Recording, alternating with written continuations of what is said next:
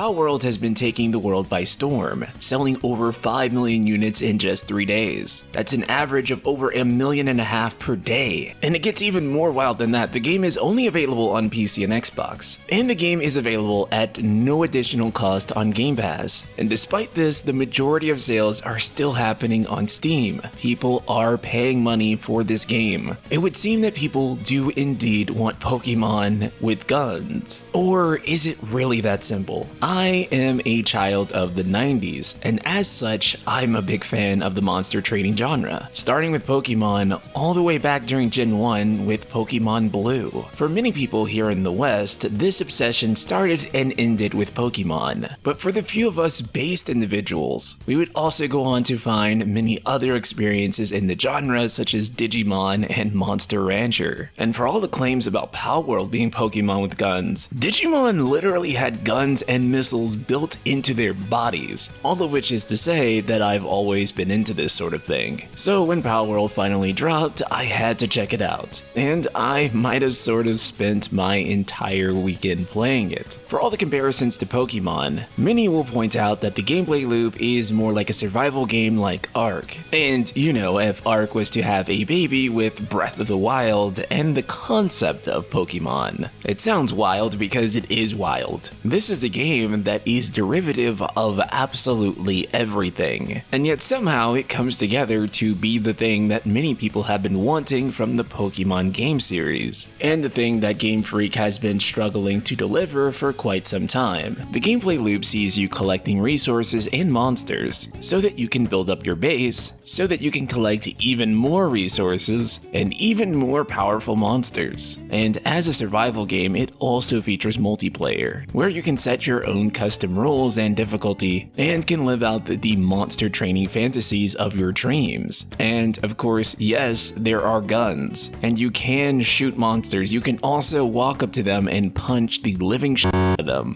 While that seems goofy and completely ridiculous, it's also kind of the heart of this game. You can also capture people and then force them to work on your farm.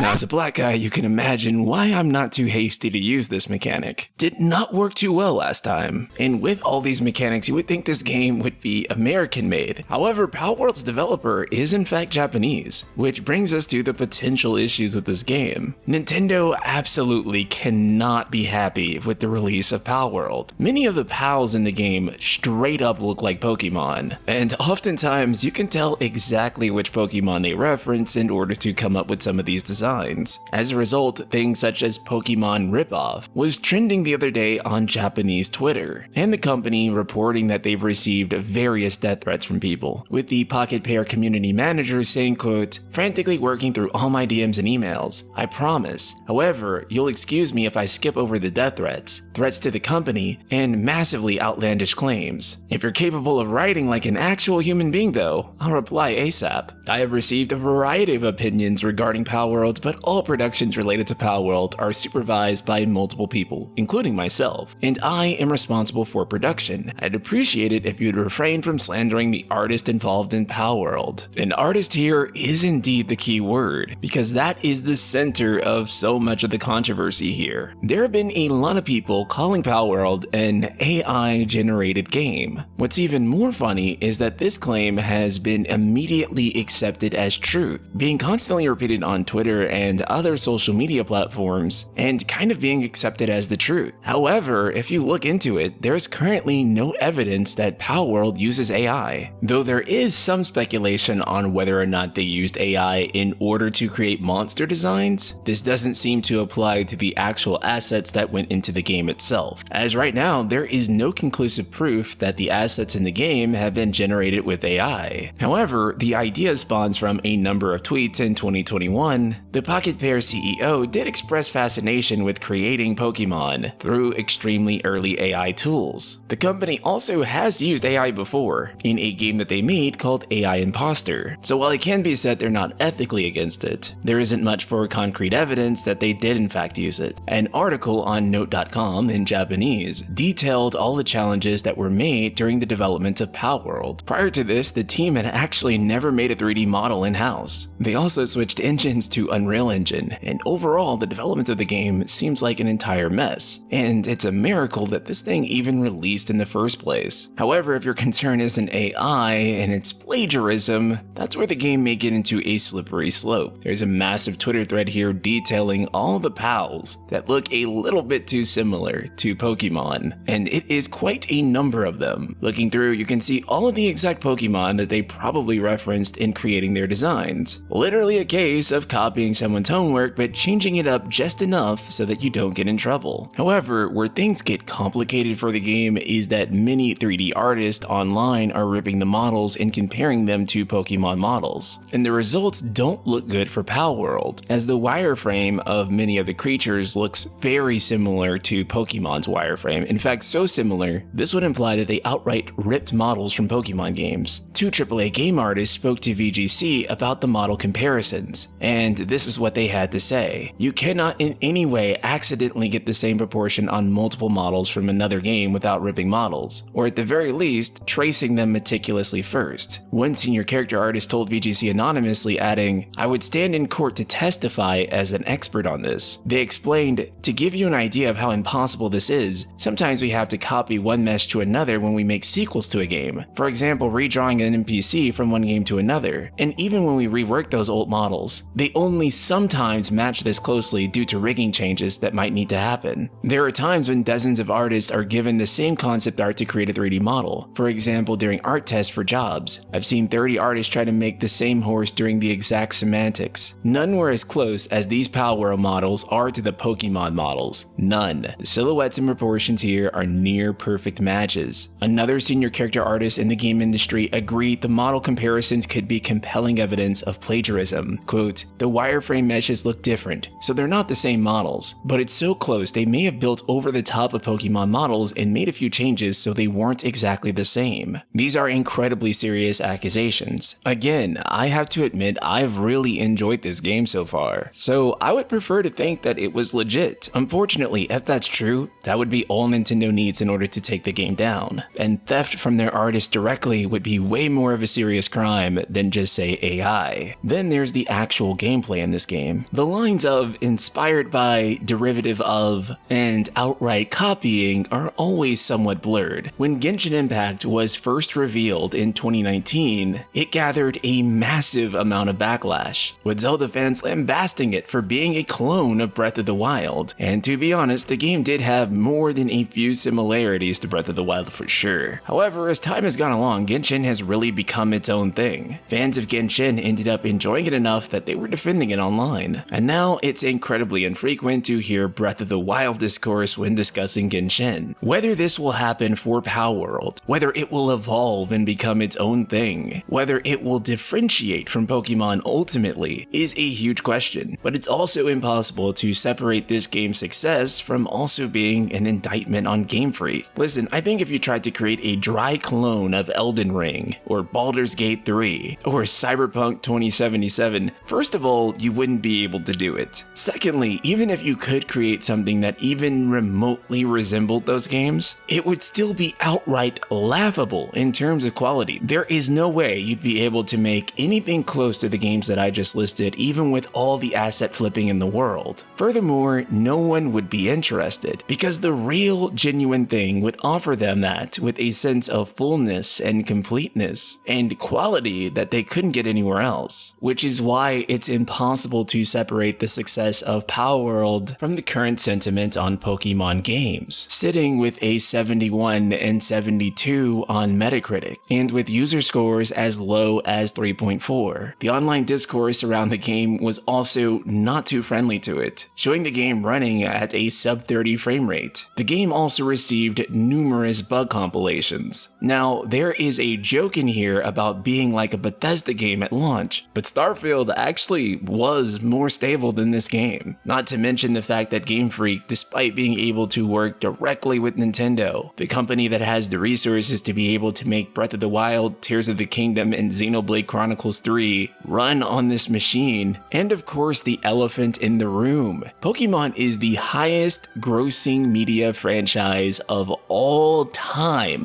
And yet despite that, its developer Game Freak continues to operate as though they are a small indie company, unable to afford the resources and manpower required in order to make something more ambitious and fitting of a game that has so many players across the world enthralled by it. But this isn't owned by a small indie company, it's owned by a multi-billion-dollar company, which only makes Palworld's success more ironic when you consider that it's actually a clone from a small indie company that does look better, and what many would argue plays better as well. It paints Game Freak in a really unfortunate spotlight, and I think that's the best thing that could possibly happen for fans of the actual Pokemon series. For them to have some type of competition, some type of pressure. Before, nothing even came close to remotely threatening them, but now there is something that puts a lot more pressure on Game Freak to be able to deliver quality releases. Of course, they're still in the position of power by far, and I don't anticipate Palworld overtaking Pokemon anytime soon. However, the hope there is that it would at least make them reevaluate the direction of the games going forward. The only issue for Palworld moving forward is if Nintendo will be able to pursue any sort of legal action. They were reached out to by Kotaku to see if they had any legal concerns about the game. In terms of legal action, the lead developer and CEO of the company, Takuro Mizobe, has said that the company has passed all the legal necessary hurdles to clear it of copyright infringement. He also noted that there hadn't been any legal actions taken yet against Pocket Pair for overt comparisons to Pokemon, at least not yet anyway, with him saying, quote, "We make our games very seriously. We have absolutely no intent of infringing upon intellectual property of other companies." My only honest take on this is